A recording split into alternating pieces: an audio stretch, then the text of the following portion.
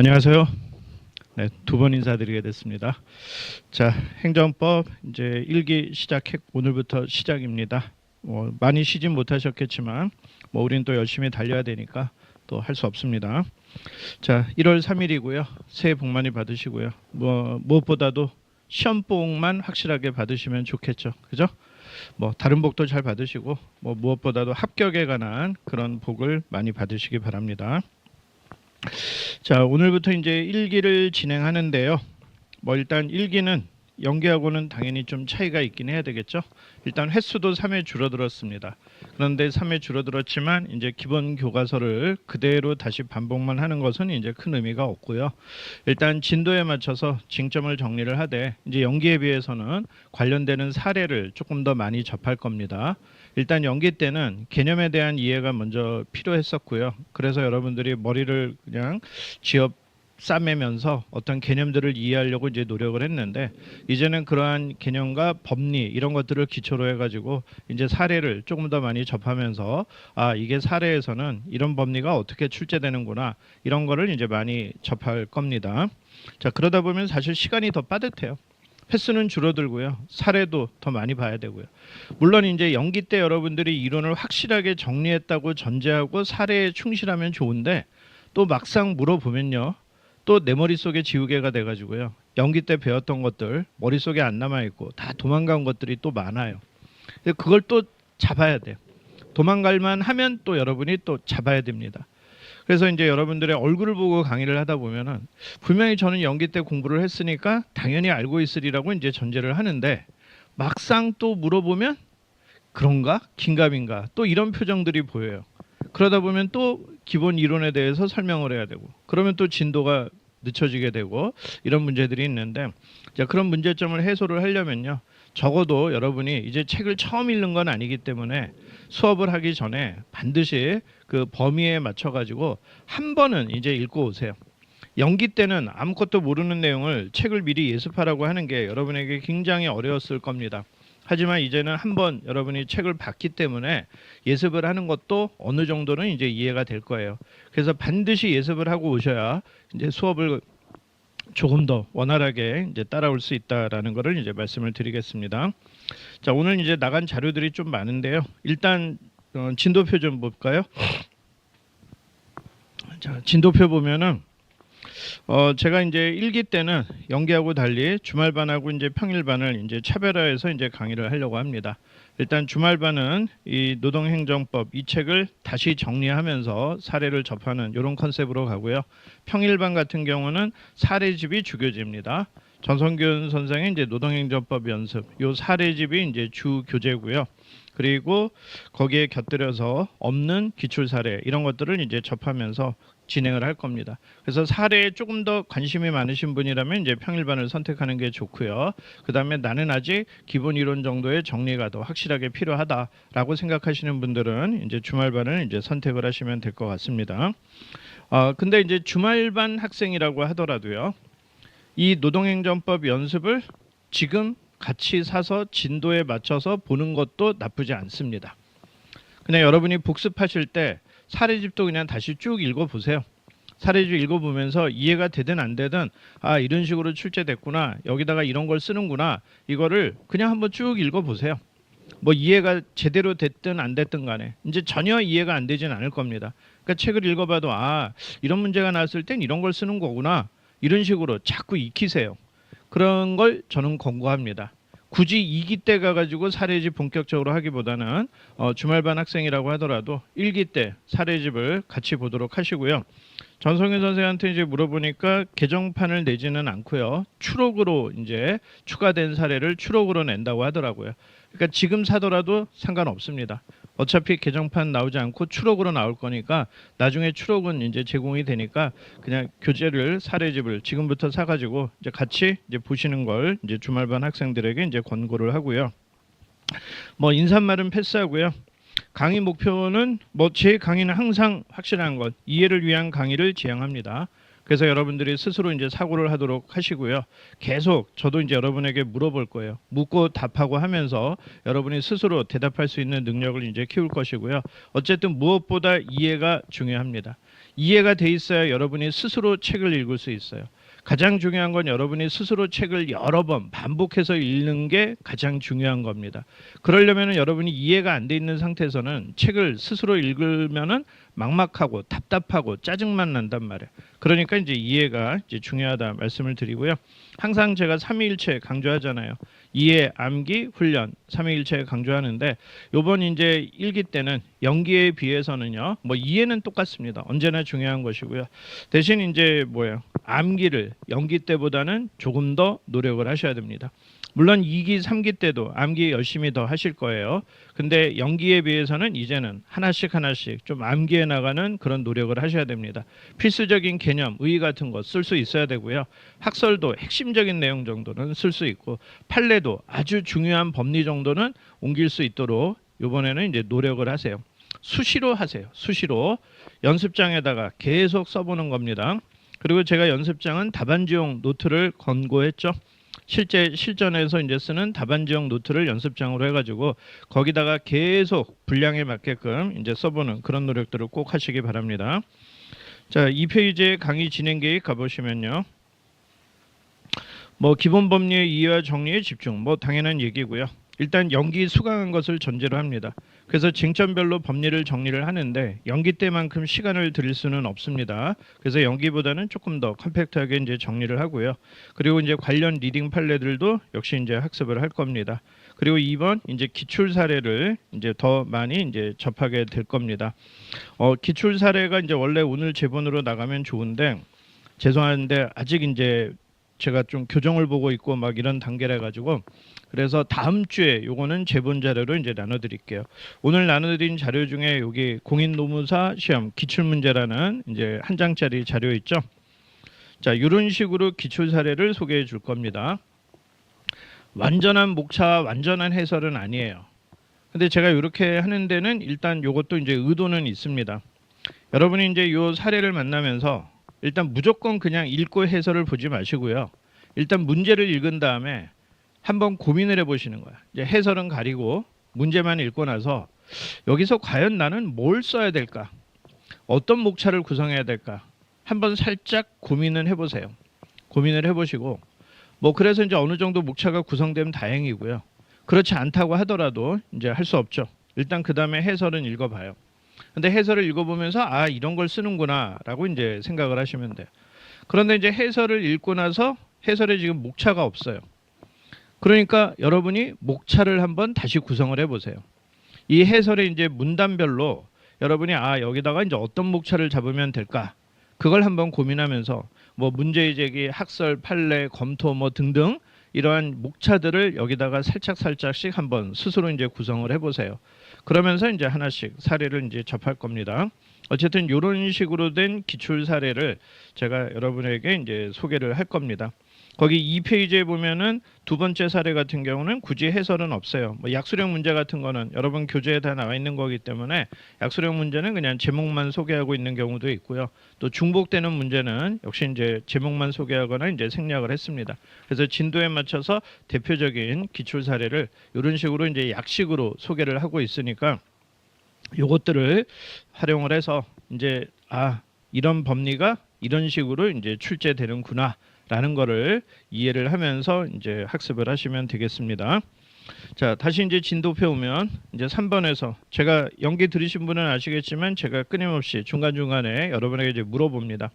그러면서 여러분이 스스로 이제 답을 해보세요. 답을 하면서 옛날에 비해서 답변할 수 있는 게 더 많아진다면 여러분의 실력이 이제 늘었다는 얘기죠. 자, 그 다음에 이제 제가 항상 문제의식, 왜라는 문제의식을 갖고 공부하라 그랬어요. 쟁점이 나오면 이런 쟁점이 왜 문제가 될까? 그걸 공부하세요. 1기 때까지는 그럴 시간이 됩니다. 나중에 2기, 3기 되면 시간이 부족해가지고요. 뭐 이런 문제의식 갖고 공부할 시간 없어요. 특히 3기 때쯤 가고 그러면요. 그렇기 때문에 이제 1기 때까지는 어떤 중요한 쟁점이 나오면 반드시 고민을 해보세요. 요 왜라는 문제의식만 스스로 해결할 수 있으면요. 사례에서 문제 제기는 그냥 껌입니다. 저절로 쓸 수 있어요. 그러니까 항상 그렇게 하시고, 그다음에 법전을 어쨌든 최대한 활용을 하시고요. 그리고 수험장용 법전을 권고합니다. 그다음에 이제 모의고사는 이제 3번 실시를 할 거고요. 25점으로 2번, 50점 1번 하는데요. 뭐 역시 이제 1기까지는 제가 채점을 해 드릴 겁니다. 제가 직접 채점을 하고 이제 채점평도 이제 쓸 거예요. 이 채점평을 통해 갖고 여러분은 이제 벤치마킹 하시고요. 그리고 다른 사람이 이제 잘못 쓴 거를 그걸 타산지석으로 삼아서 여러분은 이제 그런 오류를 반복하지 않도록 하시기 바랍니다. 이 채점평이 굉장히 수험에는 유용하고 좋은 자료예요. 활용만 잘하면은 정말 좋은 자료입니다. 그동안 이제 저는 뭐 행시 이제 변시 강의를 하면서 이 채점평을 제가 직접 써서 이제 배부를 하는데, 학생들이 이제 하는 얘기가 이 직접 채점평을 통해서 정말 많은 도움을 받았다. 합격생들은 그런 얘기를 해요. 근데 활용하지 않은 사람도 많아요. 이것도 부담이다 하고 안 읽는 사람 많습니다. 항상 뭐든지 칼이라는 것도 그걸 어떻게 활용하느냐에 따라서 좋은 도구가 될 수도 있고 흉기가 될 수도 있는 거잖아요. 그죠? 그러니까 여러분이 이제 어떻게 활용하는지에 따라서 그 진가가 이제 달라지는 겁니다. 저는 반드시 활용해서 합격을 하시고 이 자료 정말 좋았다 그런 말씀을 해주시기를 이제 저는 기대를 합니다. 그다음에 이제 쪽지 시험은 3회차부터 이제 시험 없는 날 이제 보게 될 거고요. 생각 같아서는 이제 월요일 날 2회차부터도 이제 보면 좋겠어요. 오늘 사실 개간을 하기 때문에 월요일 날에는 이제 쟁점을 쓰고 이럴 거는 없을 거야. 하지만 이제 오늘 개간한 것들의 개념 정도는 월요일 날 이제 한번 물어보려고 할 겁니다. 그래서 여기 진도표에는 3회라고 돼 있지만 일단 2회차부터 여러분이 이제 오늘 행정법 개간하면 거기에 나오는 것들의 개념에 대해서는 이제 쓸 수 있도록 2회차부터 쪽지 시험을 보도록 하겠습니다. 자, 진도는 소송법하고 그 다음에 심판법 순서로 하고요. 심판은 소송과 다른 점 위주로 공부를 하면 돼요. 연기 때 들어보셨던 분들은 알지만 소송 다 공부하고 나서 나중에 심판하니까 심판은 뭐 소송하고 다른 점 몇 가지 체크하고 나면은 큰 부담이 없잖아요. 그죠? 그래서 이제 그렇게 진행을 할 거고요. 그다음에 이제 보충 자료를 설명드리면요. 첫 번째 이제 징점과 암기라는 이런 책이 있는데 사실 오늘 드려야 되는데 지금 인쇄 중이에요. 그래서 다음 주엔 나옵니다. 제가 이거 연기 때부터 출간하려고 했는데 그때 이제 못하고 죄송하게 지금 비로소 이제 출간을 하게 됐습니다. 연기 수강생들에게는 이제 죄송하다는 말씀을 이제 먼저 드리고요. 드디어 이제 출간은 됐는데 요거는 이제 다음 주에 드릴 겁니다. 다음 주에 드릴 건데 요거를 가지고 예습 복습 때 잘 활용을 하세요. 거기 보면 이제 쟁점별 가이드와 필수암기 문장 이렇게 두 파트로 나눠져 있는데 쟁점과 가이드라는 부분을 통해 가지고 연기 때는 쟁점과 가이드 읽어도 힘들 거예요. 근데 이제 1기 때 정도 되면은 다 한번 책을 봤기 때문에 쟁점별 가이드에서 하는 소리가 뭔지는 이제 알 수 있을 거예요. 그래서 예습할 때부터 요걸 가지고 공부를 해도 좋습니다. 그런데 예습보다는 복습할 때 더 잘 활용하세요. 복습할 때 이 쟁점별 가이드를 읽으면 제가 수업 때 했던 얘기들이 다시 한번 복기되는 그런 효과가 있을 거예요. 그 다음에 필수암기 문장은 여러분이 당연히 암기해야 될 사항이에요. 요거 휴대용 사이즈이기 때문에요. 가지고 다니면서 수시로 이 필수암기 문장에 나와 있는 정도는 내가 이거는 최소한 기본으로 암기하는 거다라고 생각하면서 반복을 하세요. 무한 반복을 하세요. 어쨌든 답안에 정확하게 현출하려면 무한 반복이 필요합니다. 그래서 이제 잘 활용을 하시고요. 그 다음에 이제 보충 자료 1이 필기 노트 등 보충 자료인데 요거는 이제 연기 때 가지셨던 자료 그대로 이제 가지고 오시면 됩니다. 굳이 이제 뭐 따로 하면은 어차피 연기 때 옆에다가 여러분이 메모도 해놓고 했을 거기 때문에 그거를 그대로 활용하시는 게 더 나을 것 같아서 신규 수강생은 이제 학원에 얘기해서 이제 받으시고요. 연기 때 들으셨던 분들은 이 자료를 이제 그대로 활용을 하시면 됩니다. 거기 필기 노트는 제가 이제 수업 부담을 덜어드리기 위해서 이제 제공을 하는 거고요. 근데 오늘 또 연기 때 그 수업 조교가 한 필기 노트, 연기 평일반에서 수업 조교가 한 필기 노트를 오늘 또 그냥 학원에서 다 복사를 해서 여러분에게 제공을 했더라고요. 받았죠? 그죠?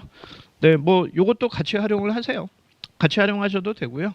아니면 이제 그 제 필기 노트에 있는 거에다가 요 수업 조교관 필기 노트는 제가 제본으로 된 필기 노트에서 없는 내용들도 있기 때문에 뭐 두 개를 같이 믹스해 가지고 이제 활용을 하시면은 그러면 뭐 필기의 부담은 이제 없을 것 같고요. 그다음 이제 행정법 개관 오늘 이제 할 겁니다. 그리고 뭐 공부 방법론 고득점 답안 작성 요령 이런 건 여러분이 읽어보시고요. 그다음 이제 권리란 무엇인가? 이거는 주로 민법과 관련된 개념들이 많이 나와 있는 건데요. 한견우 교수님의 책에서 이제 일부 요약을 해가지고 이제 소개를 한 건데요. 아직 여러분들이 민법에 대한 용어들이 정확하게 이해가 안 되는 분들이 좀 있습니다. 물론 여러분이 1차 시험 보시고 하시느라고 민법을 어느 정도 공부를 하긴 했지만 선택형으로 공부하는 것하고요. 또 사례형에서 공부하는 거는 좀 다르기 때문에 그 개념들을 정확하게 알아둬야 되기 때문에 권리란 무엇인가도 당분간은 매일 1회 독을 하세요. 행정법 개관하고 권리란 무엇인가는 내가 어느 정도 이해가 됐다라는 생각이 들 때까지는 매일 1회 독씩 반복하시기를 저는 이제 권고를 합니다. 그 다음에 기타 자료는 이제 수업 때 필요한 부분들 활용할 거예요. 그 다음에 이제 보충 자료 2가 아까 봤던 그 기출 문제 그거 들어가 있고요. 그 다음에 제가 연기 때 보충 자료로 나눠드렸던 판례들이 있습니다. 그런 것들을 이번에는 이제 제본으로 해가지고 같이 이제 제공을 할 거고요. 그리고 또 연기 때 그 행정쟁송법 외에 행정법의 법리들로 필요한 것들이 있죠. 오늘 보충 자료로 미리 샘플로 나눠드린 것 중에 보면은 오늘 공정력이라는 제목의 이제 자료 있죠. 오늘 나눠드린 자료 보면 행정행위의 공정력하고요. 그 다음에 뭐 무효와 취소, 기속행위와 재량행위 요거에 대한 걸 오늘 이제 나눠드렸는데 요거 이제 샘플이에요. 샘플인데 이런 식으로 여러분이 이제 연기 때 받았던 자료 중에서 그 쟁송법 외에 여러분이 꼭 알아둬야 될 그런 법리들에 관한 것들을 보충 자료 2로 제본해서 제공을 할 거예요. 그러니까 결국 보충 자료 2는 기출 사례 정리한 거, 그 다음에 관련 리딩 판례들, 그리고 쟁송법 외에 행정법의 중요한 법리들 그런 것들을 제본해서 제공을 할 건데요. 요거는 이제 기출 사례 요거 제가 이제 교정 중이어 가지고 요거는 다음 주에 제공을 해 드리겠습니다. 오늘 드리면 이제 좋을 텐데 그러지 못해서 이제 죄송하고요. 그건 어쨌든 다음 주에 제공을 할게요. 그다음에 이제 9번 보시면은 제가 12월 27일 이제 지난주 토요일 날 이제 행정기본법 조문 특강을 했습니다. 뭐 그때 이제 인강으로 이미 들으신 분들도 있을 거고 아직 안 들으신 분도 있을 텐데 요거 다음 주까지 일단 무료로 오픈을 해놨으니까 요거 아직 안 들으신 분들은 기본법 특강을 반드시 이제 듣도록 하시기 바랍니다. 여기는 이제 쟁송법 외의 내용들에 대해서 여러분이 기본적으로 알아둬야 될 것들이 있단 말이에요. 예컨대 뭐 행정행위의 직권취소 철회 이런 개념들 정확히 알아둬야 되는데 근데 쟁송법 교과서를 보면 그런 내용들은 없습니다. 하지만 여러분이 기본적으로 알고 있어야 돼요. 자, 작년도 시험 문제죠. 작년도 시험 문제 행정재산의 목적의 사용허가를 철회한 사례가 나왔어요. 물론 이제 사례에서는 위탁계약 해지라는 용어로 나왔지만 위탁계약 해지의 실질이 사용허가를 철회하는 것이다라는 것을 답안에 써야 되는 거야. 그러니까 사용허가를 철회하는 것이다라고 쓰려면은 철회가 뭔지 이런 얘기는 해야 될 거 아니에요. 근데 그런 것들은 쟁송법 어디에도 소개가 안 돼 있단 말이에요. 그러니까 그런 것들을 기본적으로 알아둬야 되는 필요가 있기 때문에 그래서 이제 기본법은 반드시 한번 듣도록 하시고요. 그리고 그거 외에도 제가 이제 연기하기 전에 했던 특강 또 다른 선생님들의 입문 특강 이런 것들도 어쨌든 여러분이 아직 내가 행정법의 기초가 부족하다라고 생각하시는 분들은 수시로 한 번씩 이제 들어보시기를 이제 권고드리겠습니다. 자, 됐습니다. 그러면 이제 그 정도로 하고요. 진도표 맨 밑에 보면 이제 제 카페 소개해 놨으니까 뭐 대면 질문이 어려우신 분은 여기 이제 공인노무사 1기 코너에다가 이제 질문을 하시기 바랍니다. 1기 코너에다가 이제 질문을 해 주세요. 질문을 하면서 또 실력이 늡니다. 그래서 이제 강사를 자꾸 좀 피곤하게 괴롭히세요. 그리고 질문을 하고요. 또 여유가 되면요. 다른 사람이 한 질문도 같이 한번 보세요. 그럼 다른 사람이 이 사람은 이런 고민을 했구나. 나는 이런 거 생각 못 했는데 이런 고민까지 했구나. 그러면서 또 배우는 게 있어요. 물론 내가 잘 알고 있는데 뭐 이런 것까지 질문해? 뭐 이런 질문도 있을 거예요. 하지만 이런 질문 할 만한데? 이 사람은 내가 생각하지 못한 이런 것까지 고민하고 있구나 이러면서 이제 배우는 것들도 있기 때문에 물론 제가 아직 뭐 노무사 강의한 지 얼마 안 됐기 때문에 뭐 노무사 코너에 질문이 그렇게 뭐 많지는 않지만 어쨌든 뭐 다른 질문들도 좀 참고를 하시기 바랍니다. 자, 그러면 이제 강의 계획서 설명은 이제 다 했고요.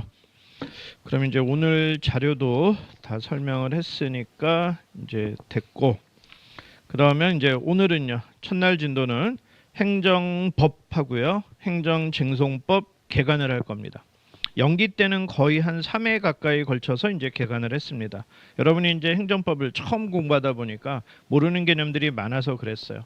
근데 이제는 오늘 하루에 개관을 할 겁니다. 자, 이거는 어떤 효과가 있냐? 일단 여러분이 행정법을 1회독하는 효과가 있어요. 연기 때 끝나고 나서 이제 행정법을 배운 거를 오늘 이제 처음부터 끝까지 쭉 다시 한번 정리를 하면서 이제 1회독을 하는 겁니다. 그러고 이제 다음 주부터는 다시 또 1회독 처음부터 또 시작을 하게 되는 거죠. 그래서 짧게 약식으로 1회독하는 효과가 있으니까 한번 하도록 합니다. 연기 때는 이게 여러분에게 매우 어려웠을 거예요. 특히 행정법을 처음 공부하는 사람이 처음부터 끝까지 개관을 바로 들으면은 내가 맨 앞에 있는 내용도 모르는데 저 뒤에 있는 내용까지 그걸 내가 어떻게 알아? 굉장히 힘들고 버거웠던 분들도 이제 있을 겁니다. 하지만 이제 여러분이 끝까지 한번 쭉 공부를 했기 때문에 이제는 개관을 들으면서 아 그래 연기 때 내가 저런 거 다 공부했었지 이러면서 맞아 내가 비록 그걸 아직 현출은 못한다 하더라도 이런 것들이 있었지 이러면서 다시 머릿속에서 쭉 스크린을 이제 하시기 바라겠습니다. 자, 그러면 이제 행정법 개관을 보도록 합시다. 행정법 개관은 이제 보충 자료에 있고요. 요 보충 자료가 없는 분은 제가 오늘 따로 행정법 보충 자료 안에 있습니다. 보충 자료에 이제 몇 페이지에 있냐면은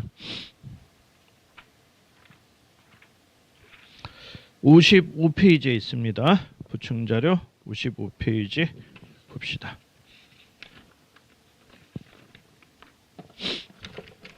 자, 일단 지금은 행정법 개관이에요. 쟁송법 개관이 아닙니다.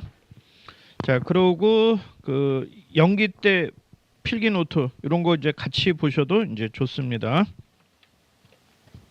그리고 필기 노트 필기 노트 사실 이제 어디 갔어? 필기 노트 1페이지를 2페이지를 보셔야 되는데 지금 여러분이 행정법 개관도 보고 필기 노트 2페이지도 보고 같이 보려면은 이제 조금 불편하겠네요. 제가 행정법 개관도 아예 복사를 해서 따로 줬어야 됐는데 조금 불편하긴 하겠네. 근데 어차피 이제 쭉 스크린 하는 거니까 그냥 한번 좀 듣도록 하세요. 자, 일단 행정법이라는 걸 우리는 뭐라고 배웠죠? 행정법은 행정의 조직, 작용, 구제에 관한 국내 공법이다.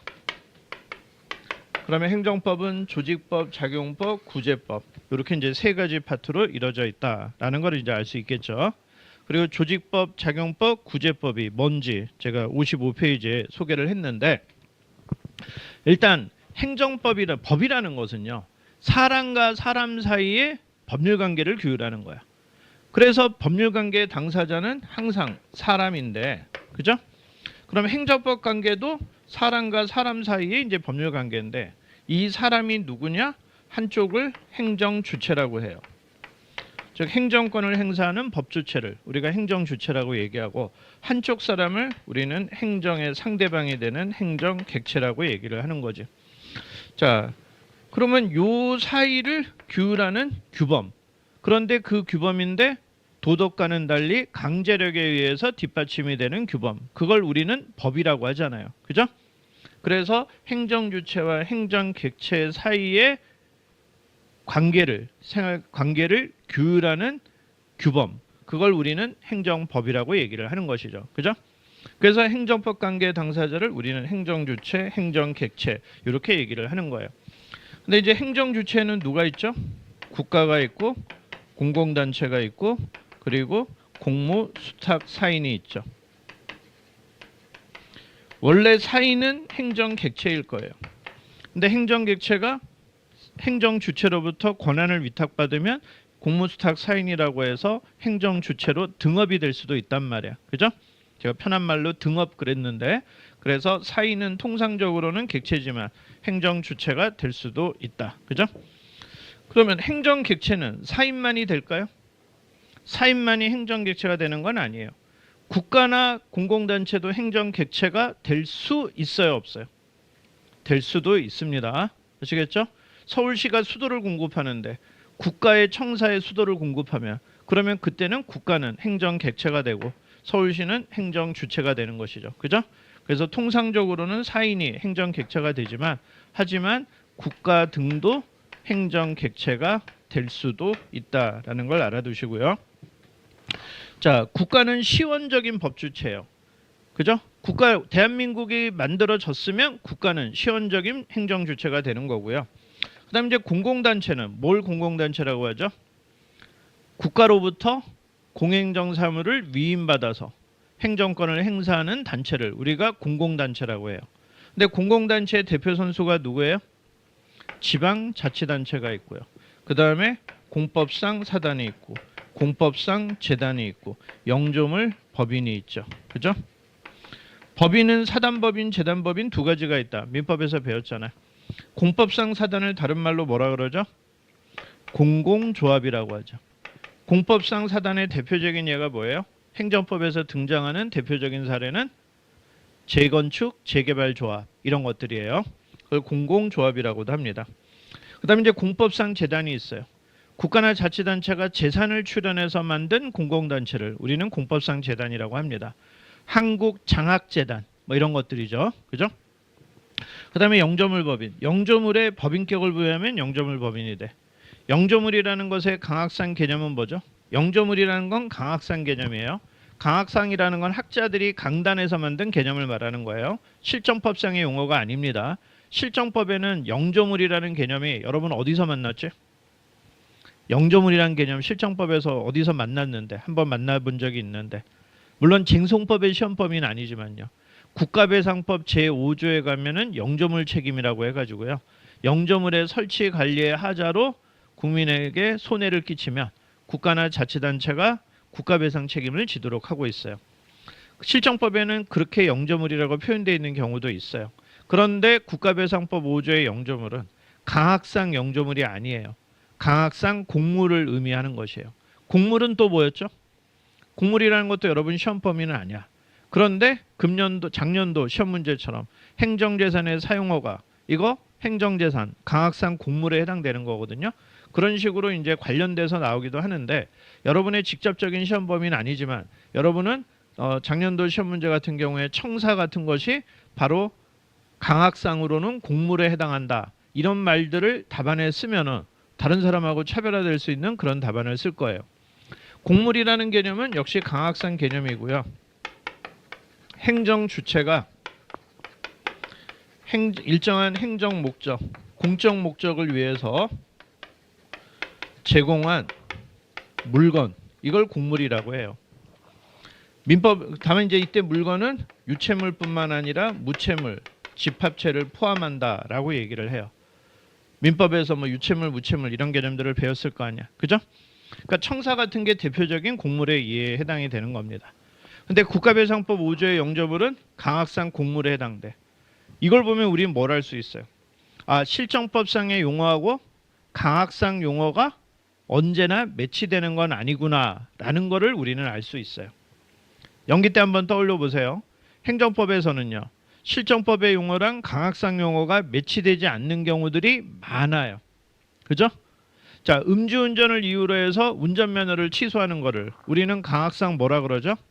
행정행위에 뭐라고 얘기하죠? 음주운전을 이유로 운전면허를 취소한다. 그게 강학상 직권 취소예요? 직권 취소는 원시적 하자를 이유로 하는 거잖아요. 근데 음주운전을 이유로 운전면허를 취소하는 게 운전면허의 원시적 하자를 이유로 하는 건가요?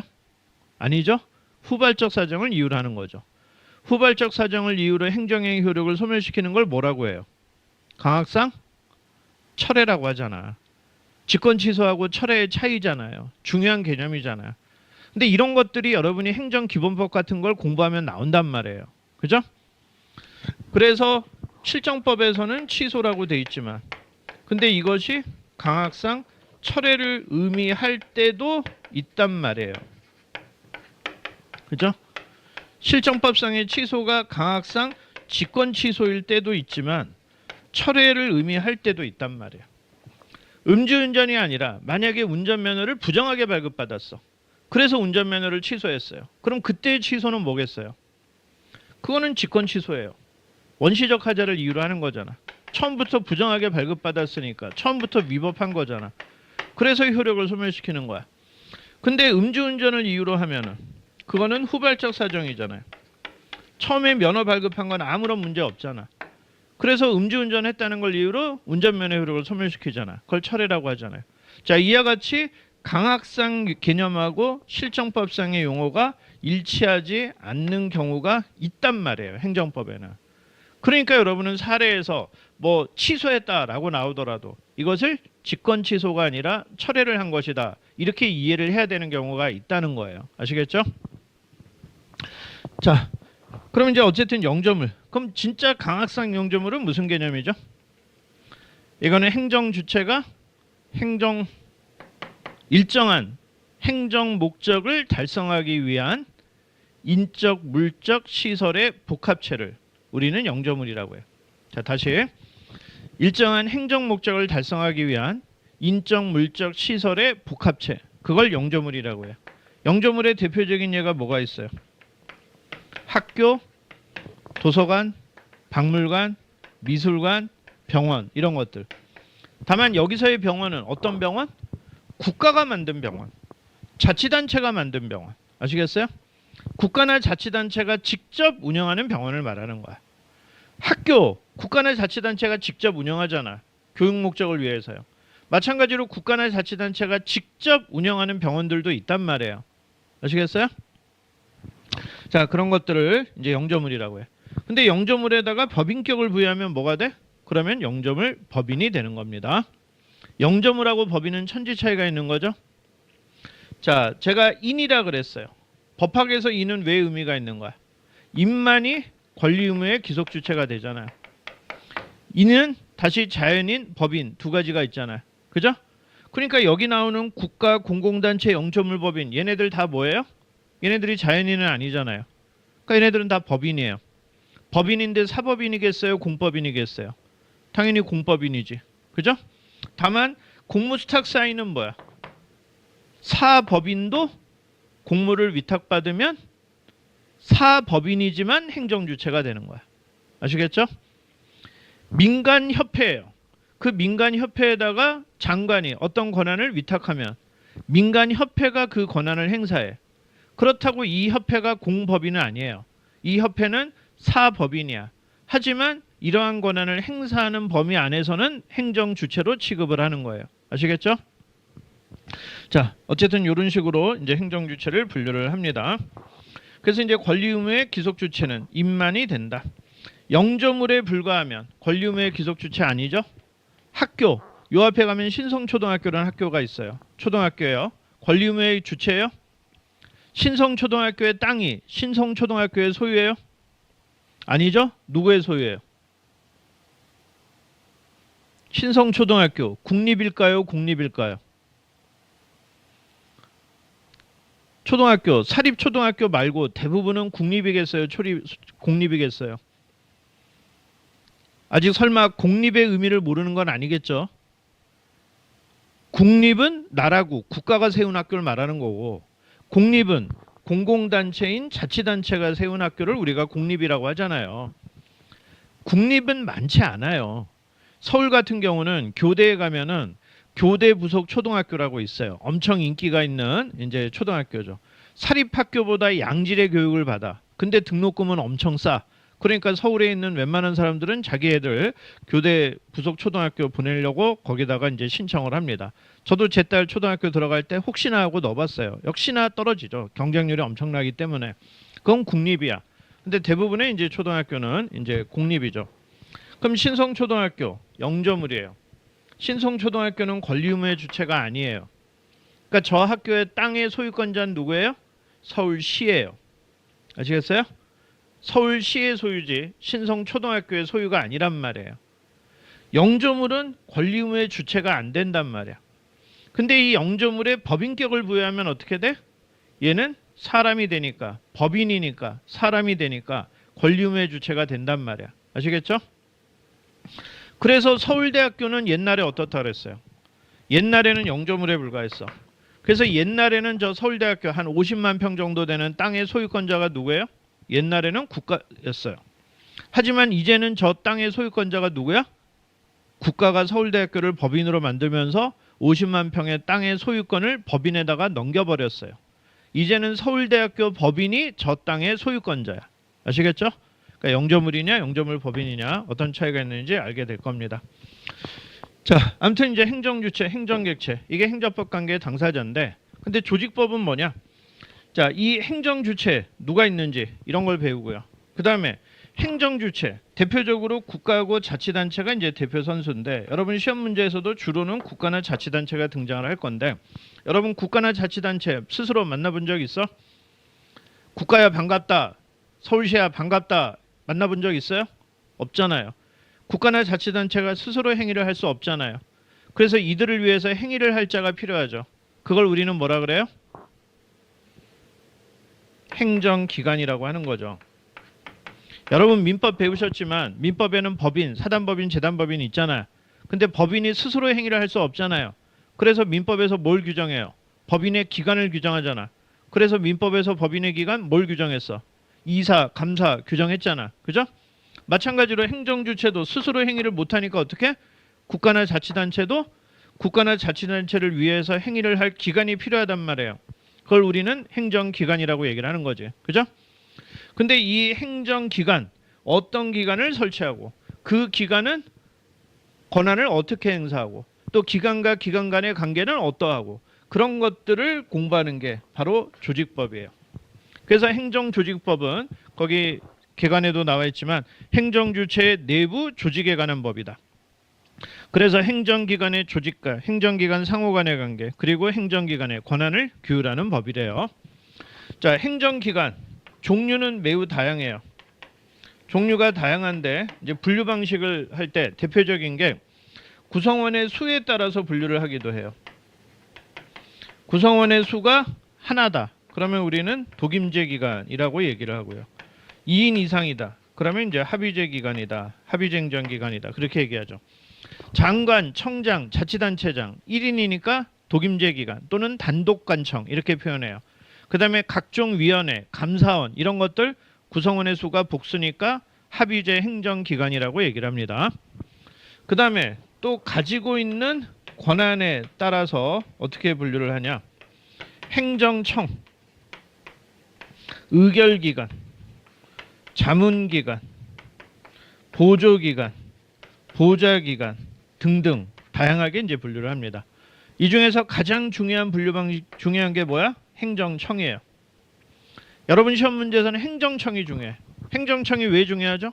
여러분 행정소송법 공부하면 소송법 법전을 보면 중간중간에 행정청이라는 개념이 계속 등장하죠. 특히 2조에 보면 처분이라는 거, 취소소송의 대상 처분인데 처분할 때 첫 번째 단어가 뭐야? 행정청이로 시작하잖아요. 그죠? 행정청이 하는 행위의 대표적인 것 중에 처분이 있단 말이야. 그래서 소송의 대상을 물을 때 행정청이 한 행위여야 돼. 그 다음에 소송법 13조 가면 피고 적격하면서 처분을 행한 행정청이 피고래. 그러니까 소송에서 피고도 행정청이 피고가 되는 거야. 대상도 행정청이 한 행위여야 되고요. 피고도 행정청이어야 돼. 취소음과 같은 항고소송은요. 그래서 이제 행정청이라는 개념을 매우 많이 만나게 될 거야. 근데 이 행정청은 어떤 기관을 우리가 행정청이라고 얘기하죠? 여러분 법전에 다 나와 있어요. 소송법의 2조 2항에는 행정청의 범위에 대해서 규정을 하고 있지만 심판법이나 절차법이나 기본법을 보면 행정청의 개념을 정의하고 있습니다. 아니, 개념이 있어요. 근데 그 정의 규정의 개념을 보면은 두 가지 요소가 나와 있어요.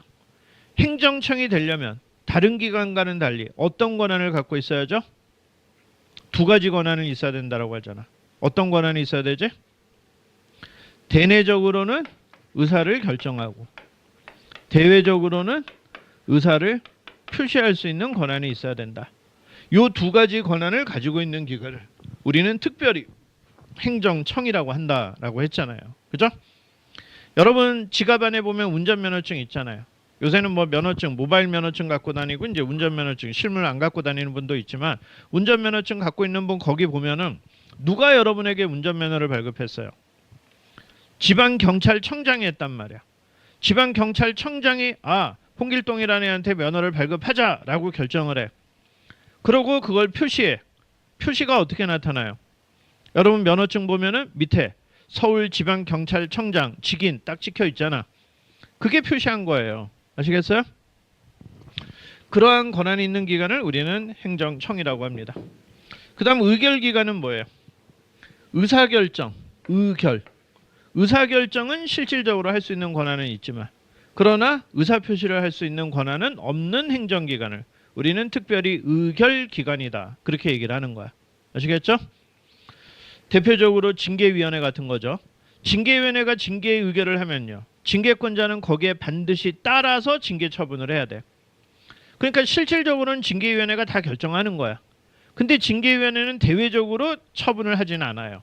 그렇기 때문에 의결기관이라고 하는 겁니다. 자, 그 다음에 보조기관은 뭐야? 지방청장이 여러분에게 면허증을 발급할 때 처음부터 지방청장이 지가 처음부터 끝까지 내가 홍길동이라는 애한테 면허 발급하자 이러고 업무 처리하겠어요? 지방청장 바빠 죽겠는데 언제 그런 것까지 해요? 그죠? 그러니까 밑에 있는 기관들이 밑에서부터 홍길동이라는 애한테 면허 발급해야 됩니다 라고 기한을 하고 그러고 이제 발급을 하겠죠. 그죠? 그래서 행정청을 보조하는 기관을 우리는 보조기관이라고 해요. 장관을 보조하는 기관 누가 있겠어요? 차관, 실국장, 과장 이런 애들이 있겠죠. 그런 애들을 보조기관이라고 해요. 그럼 보좌기관은 뭐냐? 보조하고 보좌는 비슷하지만 보좌기관은 옆에서 참모 역할을 하는 기관이라고 생각하세요. 그래서 차관보라든가 담당관이라든가 이런 식으로 사이드에서 참모 역할을 하는 기관을 보좌기관이다. 그렇게 이제 생각을 하시고요. 자문기관은 뭐 각종 자문위원회 설치해가지고 그냥 의견을 한번 들어보려고 만든 기관들이 있잖아요. 그죠? 그런 게 이제 자문기관이다. 그렇게 아시면 됩니다. 그럼 이제 행정청도 독임제 기관이 있고 합의제 기관이 있을 수 있다는 거 아시겠죠? 장관, 청장, 자치단체장은 독임제 기관으로서 행정청이겠죠. 하지만 감사원이다, 방송통신위원회다 이런 애들은 합의제 행정기관으로서 행정청이 되겠죠. 그럴 때는 요걸 붙여서 합의제 행정청 그렇게 표현하는 거야.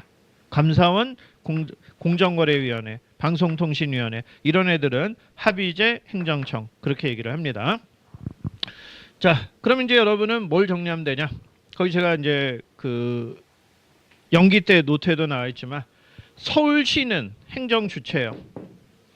근데 서울시에는 서울시장을 비롯해서 부시장, 실국장, 과장을 비롯해서 사업소장 등등 많은 기관이 있어.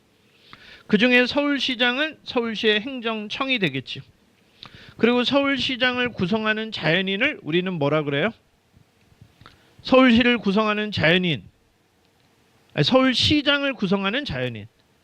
현재는 오세훈이지만 오세훈이라는 자연인이 서울시장이지만 행정기관을 구성하는 자연인을 우리는 또 뭐라고 해요? 공무원이라고 얘기를 하는 거야. 그래서 공무원이라는 개념은 또 행정기관하고는 또 구분되는 개념이에요. 자, 행정기관은 행정주체를 구성하는 단위를 말해요. 그래서 행정기관하고 행정주체는 다른 거야. 그런데 행정기관하고 공무원은 얘도 다른 거야. 행정기관을 구성하는 자연인을 공무원이라고 하는데 얘를 왜 기관하고 분리하냐? 행정기관은 권리의무의 기속주체 아니에요. 행정기관은 권리를 가져야 안 가져요? 권리는 누구만 가진다 그랬어요? 인만이 가진다 그랬잖아. 자연인, 법인만이 권리가 있단 말이야. 그럼 행정기관이 인이에요? 아니잖아요. 그럼 권리가 없는 거지. 대신 행정기관은 뭘 가지고 있어요? 권한이라는 걸 가지고 있어. 권한이라는 건 권리하고 다른 개념이란 말이에요. 권한은 뭐예요? 예컨대 행안부 장관이다. 그럼 행안부 장관은 어떤 권한을 가지고 있어요? 국가를 위해서 일정한 행위를 할 수 있는 자격이 부여되어 있겠죠. 그걸 우리는 뭐라 그래요? 행정 권한이라고 얘기를 하는 거야. 그 권한은 누가 어떤 권한을 가지고 있는지는 누가 정해요? 그건 법률이 정하는 거야. 행안부 장관은 어떤 권한을 가진다. 기재부 장관은 어떤 권한을 가진다. 문체부 장관은 어떤 권한을 가진다. 법률이 정해요. 이걸 우리는 행정권한 법정주의라고 얘기를 하는 겁니다. 아시겠어요? 그래서 여러분은 권리라는 개념과 권한이라는 개념을 명백하게 구분하시고요. 권리라는 것은 바로 권리 의무의 주체인 인만이 가지는 거야. 이는 자연인 법인이 있다 그랬어. 그래서 여러분과 같은 자연인은 권리 의무의 주체가 될 수 있어요. 그죠? 하지만 행정기관은 권리 의무의 주체가 아니야. 대신 얘는 행정 주체를 위해서 일정한 행위를 할 수 있는 법률상 자격이 부여되어 있어. 그걸 우리는 행정 권한이라고 해. 근데 이 행정 권한 중에서 대내적으로 의사결정하고 대외적으로 의사표시를 할 수 있는 권한을 가지고 있는 기관을 우리는 특별히 뭐라 그런다? 행정청이라고 한다. 아시겠죠? 그래서 행정주체, 행정기관, 행정청, 공무원 요 네 개의 개념을 정확하게 구분해서 앞으로 서술을 하시라는 거야. 공부를 한 1년쯤 하고 나서도 이것들을 막 혼용해서 써. 행정주체, 기관, 공무원 다 그게 그거지. 혼용해서 쓰면 안 된다라는 거야. 아시겠어요? 여러분이 법학을 공부하기 전에는 혼용해서 썼겠지만 이제는 답안에서 혼용을 해서 쓰시면 안 된다는 거야. 반드시 이제 구분해서 이제 써야 된다라는 겁니다. 자, 조직법은 그 정도로 할게요. 그다음 이제 작용법은 뭐냐? 행정주체의 국민에 대한 대외적인 활동을 규율하는 법이래요. 자, 행정주체, 국가나 공공단체, 국가하고 자치단체 정도만 지금 생각을 해봅시다. 국가나 자치단체는 국민, 주민을 상대로 해서 이제 행정권을 행사하겠죠. 그럼 이제 행정권을 행사하는데 이 행정권을 행사하는 모습을 우리는 뭐라 그러냐? 행정의 행위 형식 또는 행정작용 이렇게 표현을 합니다. 행정작용 역시 매우 다양해요. 국가가 어떠한 행정 목적을 달성하기 위해서 활용하는 수단 매우 다양하단 말이에요. 그 중에는 법적인 행위도 있고 법적인 행위가 아니라 사실행위에 불과한 것도 있어요. 그 다음에 법적인 행위도 모습이 역시 또 다양해요. 법규명령 같은 거를 제정할 수도 있는 것이고요. 공법상 계약을 체결할 수도 있는 것이고요. 계획을 수립할 수도 있는 것이고요. 굉장히 다양한 행정작용을 통해서 행정 목적을 달성합니다. 이 행정작용을 유형화한 것이 그게 행정작용법에 해당이 돼요. 그래서 행정작용이라는 건 로마자 3의 1번에 가보시면은 셋째 줄에 행정주체가 행정목적을 달성하기 위해서 행하는 일체의 법률적, 사실적 작용을 총칭해서 우리가 행정작용 또는 행정의 행위 형식이라고 해요. 다시 다양하다 그랬잖아. 행정행위, 행정입법, 행정계획, 공법상계약, 사실행위. 요게 행정작용의 빅5예요. 그 중에서도 이제 행정행위, 행정입법, 사실행위를 제가 빅3라고 이제 얘기를 하죠. 그리고 각각의 개념들이 각주 5번부터 이제 각각의 개념들이 이제 나와 있으니까 복습을 하시면서 요것들을 이제 체크를 하세요. 이 중에서 가장 중요한 행정작용을 우리는 뭐라 그랬죠? 강학상 행정행위라고 하는 게 가장 중요합니다. 행정행위는 각주 5번에 보시면 개념을 뭐라고 했어요? 행정청이 구체적 사실에 대한 법 집행으로서 행하는 외부에 대하여 직접적 구체적인 법적 효과를 발생시키는 권력적 단독행위인 공법행위다. 이렇게 정의를 하는데 행정행위라는 개념 역시 강학상 개념이야. 실정법 어디에도 행정행위라는 개념을 사용하고 있는 법은 아직 저는 1도 못 봤어요. 근데 이게 실정법에서는 주로 어떻게 표현되고 있죠? 소송법하고 심판법에는 행정행위가 어떤 단어로 나타나 있어요? 처분이라는 용어로 나타나고 있지. 소송법, 심판법, 절차법, 기본법에서는 행정행위를 처분이라고 표현을 하고 있어요. 물론 행정행위와 처분이 같은 것이냐, 처분 개념이 더 넓은 것이냐 여기에 대한 논의가 있긴 하지만 일단 행정행위는 처분에는 해당이 됩니다. 그런데 실정법에 보면 이 행정행위가 처분이라고만 표현되어 있지는 않아요. 소송법, 심판법, 절차법, 기본법에서는 처분이라고 표현되어 있지만 다른 개별법에서는요. 이 행정행위는 다양한 표현을 쓰고 있어요. 허가, 면허, 승인, 인가, 특허 등등 다양한 표현으로 소개가 되고 있어요. 아까 음주운전을 이유로 운전면허를 취소했다 그랬잖아요. 그럼 운전면허도 행정행위예요. 운전면허를 취소하고 철회하는 것도 행정행위야. 그러니까 실정법상의 용어는 다양하게 쓰이고 있다. 하지만 이런 것들을 다 묶어서 강학상으로 뭐라 그런다? 행정행위라고 한다는 거야. 아시겠죠? 독일의 이제 오토마이어라는 학자가 행정행위라는 개념을 이제 만든 겁니다. 그다음 이제 행정입법은요. 다시 법규명령, 행정규칙 이제 요 두 가지로 이제 나눠지는데요. 법규명령, 행정규칙 구별하는 거 매우 중요해요. 특히 이제 여러분 시험 문제에서는 주로 뭐가 나오냐? 법규명령과 행정규칙에 대해서 이제 항고소송을 제기할 수 있냐? 이런 게 이제 나와요. 그러니까 법규명령과 행정규칙이 과연 처분에 해당되냐? 그걸 묻는 문제들이 이제 그동안 이제 좀 간간히 이제 나왔었는데요. 일단 법규명령의 개념을 한번 볼게요. 자, 각주 6번에 나와 있죠. 자, 행정기관이 일반적 추상적 규율을 제정하는 작용 또는 그에 의해서 제정된 법규범 이렇게 표현을 합니다. 핵심 키워드가 뭘까요?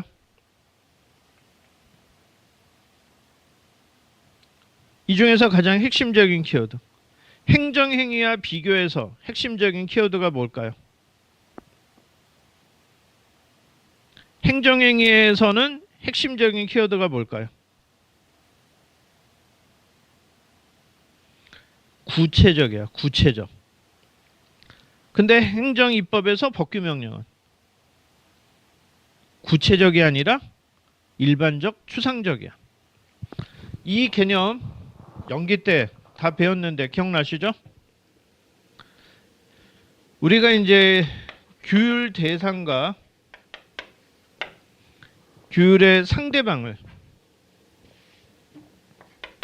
누구냐에 따라서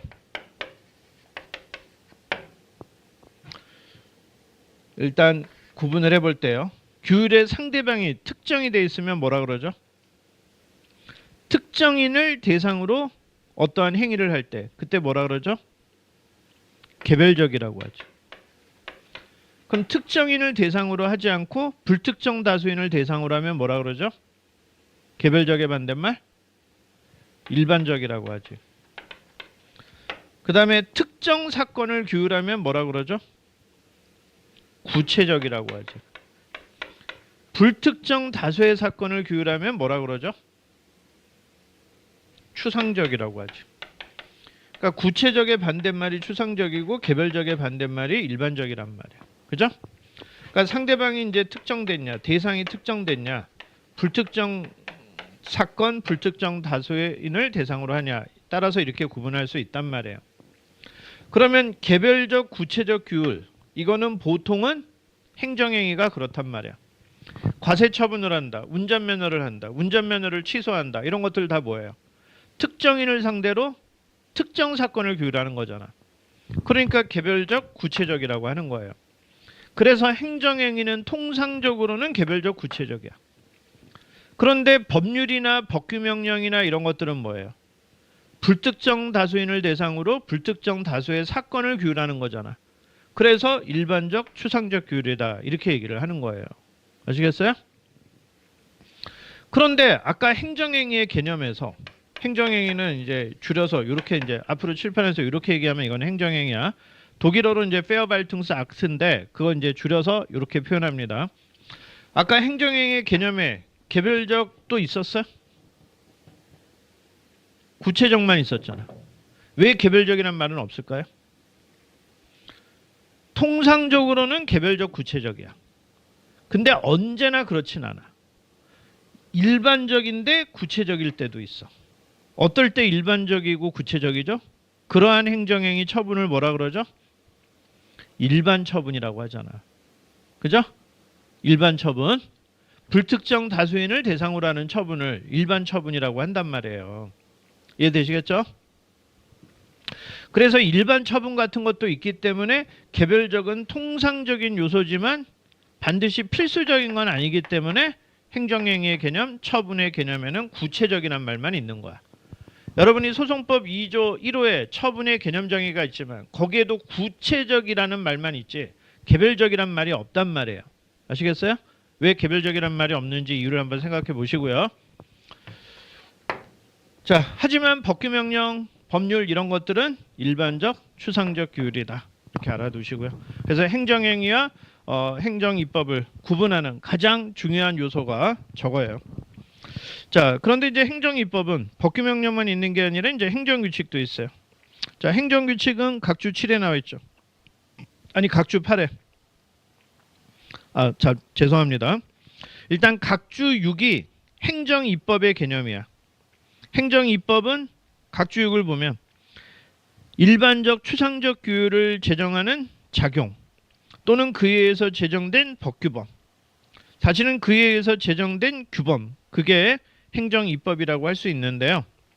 사실 행정입법은 다시 이제 법규명령, 행정규칙 둘로 나눠지는데 법규명령은 각주 7이에요. 법률의 위임에 의해서 이걸 위임명령이라고 그러죠. 또는 법률을 집행하기 위해서 이걸 집행명령이라고 합니다. 행정권에 의해서 제정된 법규범 이걸 우리는 법규명령이라고 해요. 반면에 이제 각주 8번은 행정규칙인데 행정규칙은 뭐라고 정했나 봅시다. 상급 행정청이 하급 행정기관을 수범자로 하여 행정조직 내부의 사무처리 기준 및 조직에 관해서 발령한 일반적 추상적인 규범 이거를 행정규칙이라고 한대요. 자, 조금 어려운데 이러한 행정작용, 행정행위 형식, 행정작용 굉장히 다양한데 가장 중요한 게 행정행위라 그랬고요. 그 다음에 두 번째가 행정입법이에요. 근데 행정입법은 다시 법규명령과 행정규칙으로 이제 나눠져. 근데 행정입법이라는 건 일반적 추상적 규율이라 그랬어요. 그러니까 불특정 다수인을 대상으로 불특정 다수의 사건을 규율해. 법규명령이나 행정규칙이 그래요. 근데 얘하고 얘의 결정적인 차이는 뭘까요? 법규명령과 행정규칙의 결정적인 차이는 행정규칙은 다른 말로 행정명령이라고도 해요. 그럼 법규명령, 행정명령, 명령이란 건 똑같네? 여기서 명령은 어떤 의미로 쓰였을까요? 여러분이 교과서를 읽다가 명령이라는 말을 자주 만나. 근데 명령이라는 거는 용례가 다양해. 여기서는 이 명령이라는 게 어떤 의미로 쓰였을까요? 행정부에서 제정한 규범. 이거를 명령이라고 표현을 할 때가 많아요. 행정부에서 제정한 규범. 물론 법규명령을 행정부만이 제정할 수 있는 건 아니에요. 대법원도 법규명령을 제정합니다. 대법원 규칙이라는 법규명령을 제정할 수 있어요. 헌법재판소도 헌법재판소 규칙이라는 법규명령을 제정을 할 수도 있어요. 근데 그건 헌법에서 규칙이라는 표현을 쓰고 있는데 특히 행정부에서 제정하는 법규명령을 특별히 명령이라고 이제 표현을 할 때가 많고요. 그 다음에 이 법규명령을 꼭 그렇다고 반드시 행정부에서만 제정하는 건 아니고 대법원, 헌재도 이러한 법규명령을 제정할 수도 있다. 그렇게 알아두세요. 어쨌든 여기서 명령은 뭐야? 오히려 행정부에서 제정했다는 거에만 초점을 맞추지 마시고 입법부가 제정하지 않은 규범을 명령이라고 표현을 할 때가 많아요. 그 중에서도 특히 행정부에서 제정하는 규범을 명령이라고 표현을 할 때가 많아요. 아시겠어요? 그래서 법규명령의 대표적인 예가 대통령령, 총리령, 부령이잖아. 이거 행정부에서 제정하는 규범이잖아. 그래서 이제 법규명령이다. 그렇게 얘기를 할 때가 있습니다. 그 다음에 행정명령. 얘도 행정부에서 제정하는 규범이야. 규범이니까 일반적 추상적이잖아. 그런데 얘하고 얘의 차이는 뭐야? 얘는 법규를 담고 있어. 얘는 법규가 아니라 행정의 내부 문제를 담고 있어요. 그럼 법규는 뭐냐? 우리가 뭘 법규라 그러죠? 국민의 권리 의무에 대해서 규율하는 규범을 우리가 법규라고 해요. 그래서 어떤 규범이 법규성이 있다 없다 이 얘기는 뭐예요? 이 규범은 국민의 권리 의무에 대해서 규율하고 있고 대외적 구속력이 있는 규범이다라고 할 때 그때 법규성이 있다, 법규다 이런 얘기를 하는 거예요. 아시겠어요? 그래서 법규명령이면 뭐야? 국민의 권리 의무에 대해서 규율하고 있고 대외적 구속력이 있다는 거야. 대외적 구속력이 있다는 말은 무슨 의미예요? 어떠한 규범이 대외적 구속력이 있대. 자, 여기서 제정한 규범이야. 행정 주체가 제정한 규범인데, 물론 국가가 제정한 규범 중에서도 국회가 제정하는 규범을 우리는 뭐라 그래요? 그거는 법률이라고 얘기를 하잖아요. 근데 그 법률은 행정법의 대상이야. 행정작용이 아니에요. 법률은 누가 제정하는 거니까? 입법부에서 제정하는 거니까. 행정작용이 아니에요. 아시겠죠? 행정작용 중에는 행정입법이 있지 국회가 만든 형식적 의미의 법률이 있는 게 아니란 말이야. 그건 입법작용이야. 아시겠어요? 입법작용이고 여기서는 행정작용을 공부하는 거야. 이해됐죠? 그럼 원래는 국민의 권리 의무는 누가 규율해야 돼? 국회가 형식적 의미의 법률로 규율해야 돼. 그런데 국회가 일일이 다 규율할 수는 없으니까 또 어떻게? 대통령 보고 정해라, 장관 보고 정해라, 위임을 한단 말이야. 그래서 대통령령으로 부령으로 국민의 권리 의무에 대해서 규율해요. 그걸 우리는 뭐라 그런다? 법규 명령이라고 얘기를 한다는 거야. 그럼 그렇게 해서 제정한 법규 명령은 대의적 구속력이 있어야 되겠죠. 법률 당연히 대의적 구속력이 있죠. 그럼 대의적 구속력이 있다는 말의 의미는 뭐예요? 도로교통법에서 운전자 보고 하지 말라는 행위를 규정해요. 근데 법에서 그걸 상세하게 규정하지 않고 하면 안 되는 내용을 대통령령으로 세부적으로 정하라고 위임했어. 그래서 대통령령에서 이러이러한 행위는 운전자가 하면 안 된다라고 했어요. 그럼 그게 대의적 구속력이 있어야 될 거 아니에요. 그럼 대의적 구속력이 있다는 말의 의미가 뭐예요? 국민에게는 행위규범이 된다는 거야. 너 이거 따르면 안 돼. 아니 이걸 위반하면 안 돼. 국민에게 행동의 지침이 된다는 거야. 그걸 우리는 행위규범이라고 얘기를 해요. 그 다음에 법원에게는 또 뭐가 되는 거야? 재판규범이 되는 거야. 법원 네가 재판할 때 국민의 행동이 이 법을 따랐는지 따르지 않았는지에 따라서 네가 위법하다, 적법하다 평가해야 돼 라고 하면서 재판을 할 때 기준이 되는 규범이 되는 거예요. 그게 대외적 구속력이 있다는 말의 의미예요. 아시겠어요? 그러니까 대외적 구속력이 있다라는 말의 의미는 국민에게는 행동규범, 그걸 다른 말로 이제 행위규범이라고도 얘기를 합니다. 되고 법원에게는 뭐가 된다? 재판규범이 된다는 거야. 요 말의 의미를 잘 알아두세요. 아시겠어요? 이해됐죠? 대통령령과 부령 왜 만들어? 국민을 구속하려고 만든 거야. 그리고 법원도 재판할 때 이 기준에 따라서 재판하라는 거야. 그런데 행정규칙은 뭐예요? 이건 누굴 구속하려고 만든 거야? 하급기관을 구속하려고 만든 거야. 그러니까 수범자가 누구예요? 국민이 아니에요. 하급기관이야. 하급기관에 대해서 무엇을 규율하는 거야? 행정의 내부의 사무처리 기준을 규율하는 거야. 그러니까 대의적 구속력이 있겠어요? 없겠어요? 대의적 구속력이 없는 거야. 그러니까 이건 행위규범도 아니고 재판규범도 아니에요. 그래서 법규명령을 따른 행위는 우리가 적법하다고 해요. 법규명령을 따르지 않은 행위는 위법하다라고 얘기를 합니다. 왜? 법규명령도 법의 하나니까. 아시겠어요? 근데 행정규칙은 법이에요, 아니에요? 행정규칙은 내부적으로는 법이지만 외부적으로는 법이에요, 아니에요? 외부적으로는 법이 아니에요.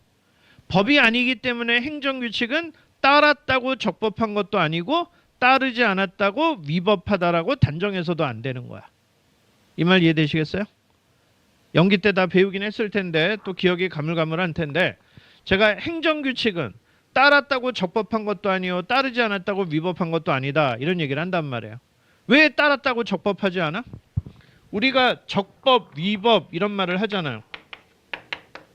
법에 부합하면 적법, 법을 위반하면 위법하잖아요. 그럼 이때 법은 행정법이니까 행정법을 말하는 걸 텐데 행정법을 따르면 적법이고 따르지 않으면 위법일 거 아니야. 근데 그럼 행정법, 이 법은 도대체 뭐가 법일까? 그거를 행정법의 법원이라고 하는 거야.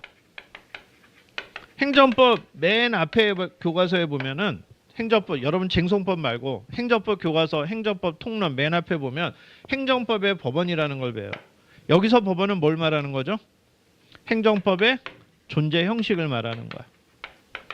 여러분 민법 공부할 때 민법 1조가 뭐였어요? 선택형 시험 문제 공부할 때 했잖아요. 민법 1조가 뭐였어요? 내가 민법 공부한 지가 벌써 언젠데 그걸 묻냐, 지금 이런 표정이신 것 같은데, 민법 1조가 뭐였어? 민법의 법원이었잖아. 민법 1조가. 그죠? 처음 들어요? 민법의 1조가 법원이었다는 거? 자, 민법 한번 가봐요. 여러분 법전에 이제 민법 맨 앞에 있는데 103페이지에 나오잖아요. 1조. 법원이에요. 민사에 관하여 법률의 규정이 없으면 관습법에 의하고 관습법이 없으면 조리에 의한다. 그러니까 민법의 법원이 뭐라는 거야? 법률, 그리고 관습법, 조리, 이렇다는 거예요. 아시겠어요? 다만 여기서 이제 법률은 꼭 국회가 제정한 형식적 의미의 법률뿐만 아니라 그 법률의 위임을 받은 법규명령, 이런 것들도 이제 다 포함할 거예요. 법률이라는 것도 그 의미가 용례가 다양해. 어떨 때는 국회가 제정하는 형식적 의미의 법률만을 의미하는 것이고, 어떨 때는 법규명령 이런 것들도 포함해서 법률이라고 이제 할 때도 있단 말이에요. 자, 적법. 그럼 행정법이 존재하는 형식, 행정법의 법원은 뭘까요? 얘는 성문법이 있고 불문법이 있어요. 성문법은 제일 위에 뭐가 있겠어? 성문법 맨 위에 헌법이 있겠지. 그 밑에 뭐가 있겠어? 국회가 제정하는 형식적 의미의 법률이 있겠지. 그 밑에 뭐가 있겠어? 법률의 위임을 받거나 법률을 집행하기 위해서 제정하는 법규명령이 있겠지. 그리고 지방자치단체 차원에서 자치법규 뭐가 있어요? 조례라는 게 있고, 또 법령하고 조례의 위임을 받아서 자치단체장이 제정하는 규칙이라는 게 있단 말이야. 이건 단체장이 제정하는 거야. 이게 성문법이야. 물론 국제법도 성문법에 해당이 돼요. 그 다음에 불문법으로 뭐가 있어요? 관습법이 있고, 그리고 행정법의 일반 원칙이라는 게 있어. 그리고 마지막에 최후의 보충적 법원인 조리라는 게 있어. 이런 게 불문법이야. 그럼 이게 뭐야? 이게 행정법이야. 그게 요 법이야. 그러니까 이걸 따르면 적법이야. 따르지 않으면 어때?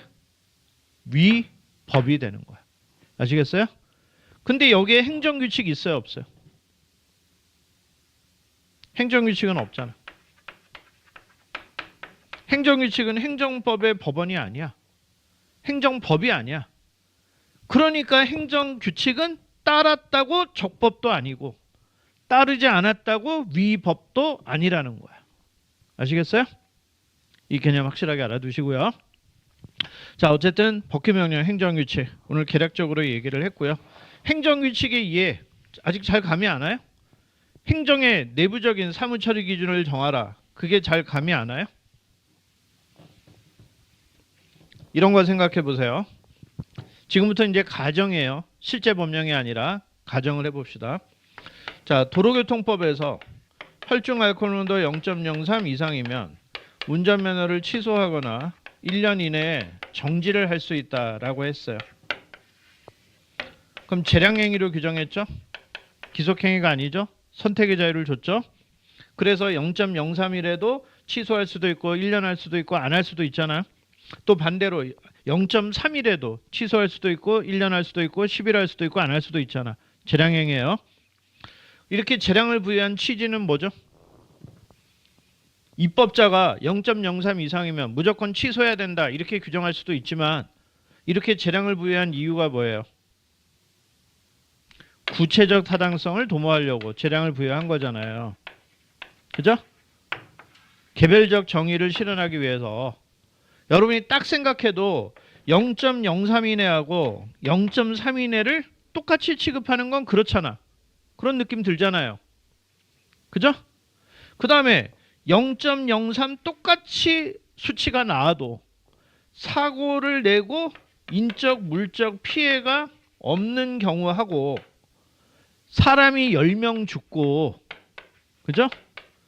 그리고 차량이 뭐 20대 정도 파손이 됐고 이런 애하고 또 똑같이 0.03이라고 똑같은 제재를 하는 것도 이상한 거잖아. 그죠? 그러니까 그 상황에 맞춰서 그때그때 적절하게 재량권을 행사하라고 재량을 부여한 거예요. 그게 구체적 타당성이야. 아시겠죠? 왜 이렇게 재량을 부여했나 생각해 보세요. 자, 그런데 이제 운전면허 취소권자는 지방청장이고요. 지방경찰청장이고 정지권자는 경찰서장이야. 그럼 원래 재량은 이렇게 좋은 의도로 부여했어. 근데 항상 재량은 무슨 문제가 생겨? 의도는 좋은데 재량을 주면 어떤 문제가 생겨요? 재량을 항상 남용하는 문제들이 생기잖아. 자의가 개입되잖아요. 그죠? 그러니까 이거를 네 멋대로 하라 이렇게 하는 게 꼭 바람직한 것만은 아니란 말이야. 그래서 실제로 법이 이렇게만 돼 있다면은 서울에서는 0.03만 나와도 맨날 취소한대. 근데 제주도는 한 달이 건너면 다 하니까 맨날 0.03 나오면 맨날 봐주더래. 그럼 서울 사람이 불만이 생기겠죠. 그럼 이런 불만을 접수받은 경찰청장이 어떤 생각이 들겠어? 왜 지역마다 이렇게 편차가 크냐? 문제다. 이런 생각 들 거 아니에요. 그래서 이제 경찰청장이 안 되겠다. 내가 하나의 기준을 만들어야 되겠다. 비록 법에서는 이렇게 선택지를 부여했지만 우리끼리는 이런 기준으로 처분을 하자. 알았어? 하고 하급기관인 지방청장하고 경찰서장을 상대로 해서 뭔가 기준을 만들 필요가 있어요, 없어요? 그래서 행정의 통일성을 확보하고 자의의 개입을 방지할 필요가 있습니까, 없습니까? 있겠죠. 그래서 이제 경찰청장이 훈령을 만들어요. 훈령은 행정규칙의 하나예요. 훈령권에 비해서 하급기관에 발령하는 명령을 훈령이라고 해. 이것도 일반적 추상적이야. 그래서 전국의 지방청장하고 경찰서장을 상대로 해가지고 명령을 하는 거야. 그래서 너네들한테 선택지를 줬지만 이대로 하지 말고 0.03에서 0.08 나오면 그러면 100일 정지해. 그리고 0.08 이상이면은 그러면 면허를 취소해. 니네들 내가 만든 이 기준에 따라서 처분해. 알았어? 하고 이런 훈령을 만들어서 발령을 합니다. 그럼 이게 뭐가 되는 거야? 이건 행정규칙이에요. 이건 법규명령이 아니에요. 법률의 위임을 받아서 제정한 게 아니야. 아시겠어요? 이해됐어요? 이거 왜 만들었어? 단순히 행정 내부 문제를 처리하려고 그런 거야. 도대체 이 범위 안에서 어느 정도 수준으로 제재를 해야 될까? 이게 고민이 되는데 우리 내부적으로는 이 기준으로 일단 처분하자. 알았어? 하고 발령하는 거야. 우리끼리는 이런 기준으로 처분하자. 우리끼리는. 그러니까 이거는 대외적인 법률관계. 이 사이를 규율하기 위한 규범이 아니에요. 이 안에 내부 문제를 규율하기 위한 규범이야. 그래서 우리는 저런 걸 행정규칙이라고 얘기를 하는 거예요. 아시겠죠? 그래서 이제 법규명령하고 행정규칙의 구별, 이게 중요합니다. 근데 어쨌든 얘네들은 일반적이고 추상적인 거야. 그러니까 처분이야, 아니야? 행정행위 처분이 아니죠? 아니니까 여기에 대해서 항고소송을 제기할 수 있냐? 이런 문제가 나오면 안 된다라고 얘기를 해야 되겠지. 행정 항고소송의 대상이 되는 처분이 되려면 구체적인 규율이어야 된단 말이야. 특정 사건을 규율해야 된단 말이야. 근데 이거는 특정 사건을 규율하는 게 아니잖아요. 불특정 다수의 사건에서 이렇게 처리하라고 규범을 만든 거잖아. 그러니까 얘네는 처분이 아니라는 거야. 시험 문제 이제 그런 것들이 종종 나옵니다. 자, 그다음 이제 행정계획의 개념 봅시다. 시간이 많이 갔네. 행정계획부터는 조금만 한 10여 분만 쉬었다가 하도록 합시다.